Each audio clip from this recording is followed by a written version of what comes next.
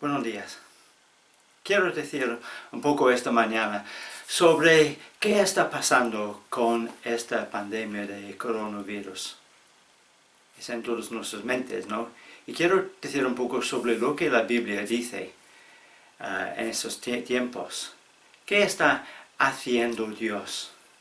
Si Dios es bueno, ¿por qué lo permite esa plaga? ¿Qué dice la Biblia? ¿Y cómo deberíamos responder a la palabra de Dios? Eso es mi tema por hoy. La primera cosa es que necesitamos ver la historia completa de la Biblia. No podemos simplemente elegir versos fuera del contexto y reclamarlos para nosotros mismos. Hay una historia de un hombre que estaba buscando la voluntad de Dios por su vida. Cerró los ojos, abrió su Biblia al azar y señaló en un verso. Y decía, y Judas salió y se ahorcó. Y el hombre pensó, eso no se puede ser correcto. Entonces cerró los ojos, abrió su Biblia en otro sitio y señaló otro verso. Y este dijo, ve y haz lo mismo. No podemos buscar versículos afuera de su contexto en la Biblia. Tenemos que ver toda la Biblia. Dios nos ha hablado a través de la Biblia entera. Hay una gran historia de su justicia, de su misericordia, de su fidelidad, de su amor por nosotros. Y cuando leemos la Biblia en total, entendemos más sobre el carácter de Dios. Cuando elegimos un verso, eso no siempre nos da la verdad completa. El Salmo 91 es grandioso y es un gran consuelo por nosotros en esos tiempos. Pero podemos reclamar las promesas allí para cada uno de nosotros hoy en día. En una manera sí. Podemos usar las escrituras para orar. Podemos pedir a Dios que nos proteja de la pestilencia mortal. Pero hay condiciones allí, y es que estamos habitando al abrigo del Altísimo. Y yo sé cristianos que han contractado el virus. Recibí un mensaje de Pablo, que es el líder de la iglesia en Valencia, y dice esto: mi cuñado Paco, un evangelista en Ciudad Real, tiene el coronavirus, al igual que su hermano. Y su primo, una enfermera, murió de COVID a los 51 años. Y hay cristianos en la iglesia en mente también que tienen ese virus. Pues las promesas de Dios son confiables. Sí, son seguras, pero tenemos que leer la Biblia con cuidado. Entiendo el panorama general. Tenemos que entender todo del punto de Dios. Deberíamos entender lo que Dios está haciendo en la historia y en lo largo del tiempo. Pues, ¿qué está haciendo Dios? Vamos a leer la Biblia. Vamos a leer en Romanos 8. Y vamos a ver que toda la creación está sufriendo los efectos de la caída. Leemos eso en Romanos 8, versículo 19. La creación aguarda con ansiedad la revelación de los hijos de Dios, porque fue sometida a la frustración. Esto no sucedió por su propia voluntad, sino por la del que así lo dispuso.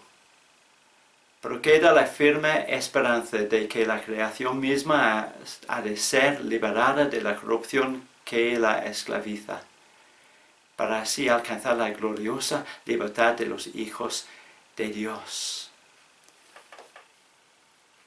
Romanos 8 dice que toda la creación está gimiendo. La caída del hombre en Génesis 3 no solo trajo el mal y la muerte a la humanidad, sino que también afectó al mundo. En una manera, el coronavirus es una enfermedad normal, el resultado de la caída, como cáncer o un resfriado. Y había plagas anteriormente en otros tiempos. ¿Recuerdas la peste negra o peste bubónica en la Edad Media? Mató a más de 1/3 de la población de Europa. Y la gripe española en 1918 infectó a 500 millones de personas en todo el mundo y mató posible 100 millones de personas en el mundo. Son plagas increíbles, ¿no? Y el coronavirus no es nada nuevo. Vivimos en un mundo caído con todas las cosas terribles que ocurren. Pero hay algo más que podemos leer y entender de la Biblia. Una cosa más es que las Escrituras dicen que estamos en los últimos tiempos. El fin de los tiempos comenzó con la ascensión de Jesús y continuó hasta su regreso. Y estamos viviendo en esos tiempos. Y los signos de su venida incluyen plagas o pandemias de virus. En Lucas 21 y versículo 7 leemos esto. Jesús está hablando sobre los tiempos finales y sus discípulos hacen preguntas. Dicen esto: Maestro, le preguntaron, ¿cuándo sucederá todo eso? ¿Qué señal nos indicará que esas cosas están por ocurrir? Esas cosas de los últimos tiempos. Y en Lucas 21, 10, Jesús respondió: Se levantará nación contra nación y reino contra reino. Habrá grandes terremotos y plagas y hambres en diversos lugares, y habrá terrores y grandes señales del cielo. Hay plagas, uno de los señales que estamos viviendo en los últimos tiempos. En el pasaje correspondiente en Mateo 24, Jesús dice: no se dejan llevar por el pánico. Todo esto es solo el comienzo de los dolores del parto. Esas cosas no deben asustarnos. Lo llevamos por el pánico, porque son las cosas de los últimos tiempos. Algo más que podemos entender de las Escrituras es que los que sufren no están bajo el juicio específico de Dios. En Lucas 13 leemos eso. En esos días le informaron a Jesús que Pilato había asesinado a varias personas de Galilea mientras ofrecían sacrificios en el templo. Eso es Jesús diciendo: ¿piensan que esos galileos eran peores pecadores que todas las demás personas de Galilea? Preguntó Jesús. ¿Por eso sufrieron? De ninguna manera. Y ustedes también perecerán a menos que se arrepientan de sus pecados y vuelvan a Dios. ¿Y qué piensan de los 18 que murieron cuando la torre de Siloé les cayó encima? ¿Acaso eran los peores pecados de Jerusalén? No.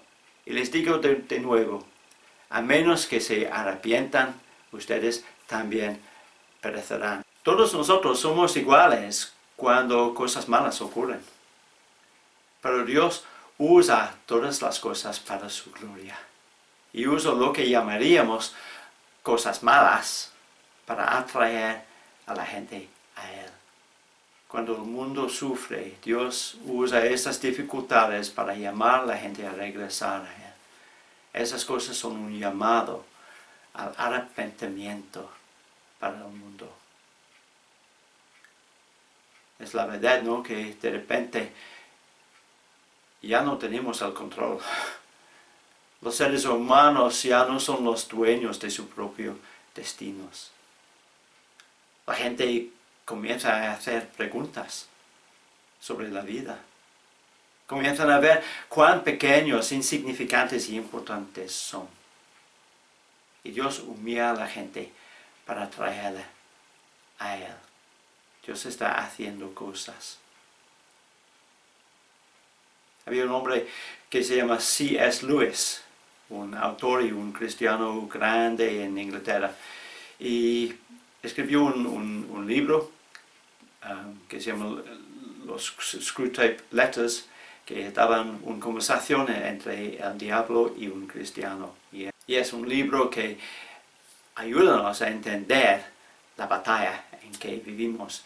Y en 1942 escribió C.S. Lewis este pasaje.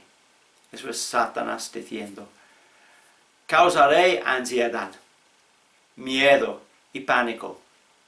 Cerraré negocios, escuelas y eventos deportivos. Causaré agitación económica. Es lo que está pasando hoy, ¿no?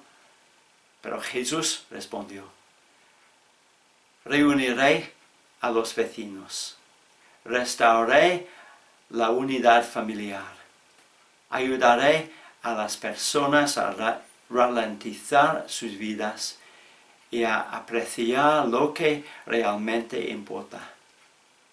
Enseñaré a mis hijos a confiar en mí y no en el mundo. Enseñaré a mis hijos a confiar en mí y no a dinero o recursos materiales. En esos tiempos Dios puede cambiar todo en nuestras vidas. Puede usar el malo por el bien. Pues si el mundo gime, ¿qué nos dice Pablo en el resto de Romanos capítulo 8? Hay esperanza por venir. Romanos 8, 18 dice esto: pues considero que los sufrimientos de este tiempo presente no son dignos de ser comparados con la gloria que nos ha de ser revelada. La gloria que va a venir. Nuestros sufrimientos, que son pequeños en ese momento, va a cambiar en cosas buenas por la gloria de Dios, y tenemos una esperanza en los cielos al fin de todo. Y necesitamos el Espíritu Santo en esos tiempos. En Romanos 8, 26, Pablo dice: el Espíritu nos ayuda en nuestra debilidad. Tenemos muchas debilidades, hay debilidades físicas, mentales, emocionales. Y el Espíritu Santo puede ayudarnos en todo caso. En todo lo que estamos experimentando en ese momento en nuestras casas, el Espíritu Santo puede ayudarnos en nuestras debilidades. Gracias a Dios. El Espíritu Santo nos ayuda a orar. Hay mucho tiempo para orar en esos días, ¿no? Y el Espíritu Santo puede ayudarnos en nuestras oraciones. Romanos 8, 26, 27. No sabemos orar como deberíamos, pero el Espíritu mismo intercede por nosotros con gemidos indecibles.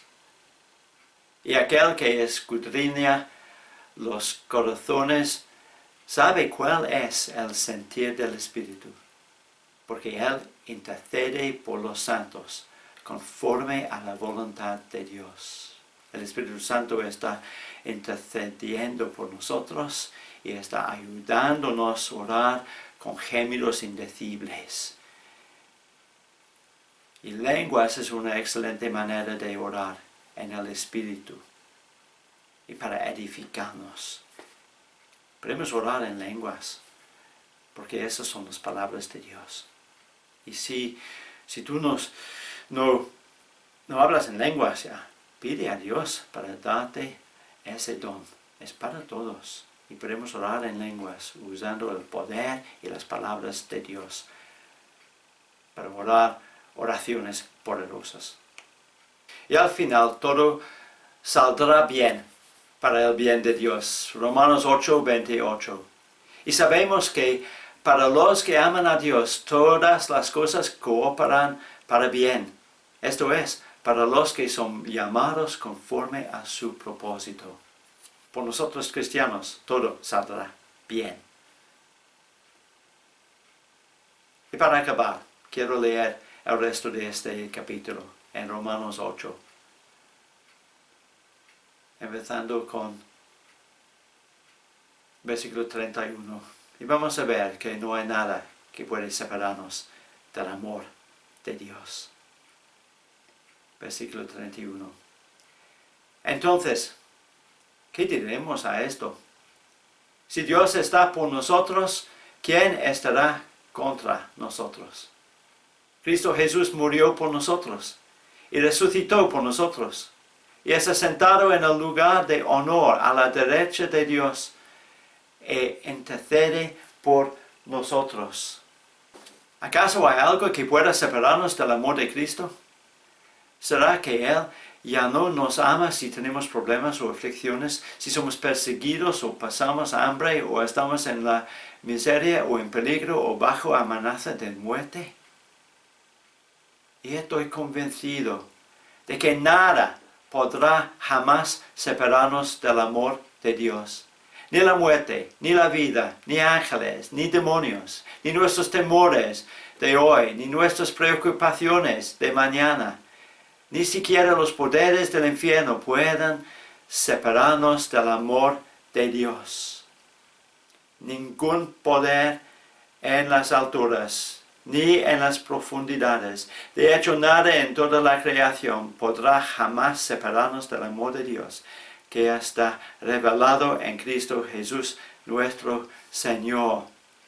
Gracias a Dios por la seguridad que tenemos en Él, que el amor de Jesucristo es sobre todo, en todos los tiempos, en tiempos malas, complicadas, dificultad, y en tiempos buenos también. El amor de Dios es con nosotros en todas nuestras dificultades. Él está aquí con nosotros y podemos vivir en la seguridad de estar en sus manos. Amén y amén.